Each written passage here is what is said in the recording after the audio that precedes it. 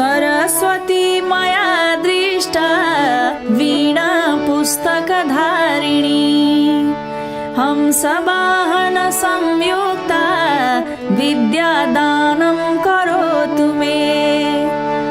प्रथमं भारती नाम द्वितीयं च सरस्वती तृतीयं शारदा देवी चतुर्थं हंसवाहिनी पंचमं तु जगन्माता षष्ठं वागीश्वरी तथा सप्तमं चैव कौमारी चाष्टमं वरदायिनी नवमं बुद्धिदात्री च दशमं ब्रह्मचारिणी एकादशं चन्द्रघण्टा द्वादशं भुवनेश्वरी द्वादशैतानि नामानि त्रिसन्ध्यं यः पठेन्नरः जीवाग्रे वसते तस्य ब्रह्मरूपा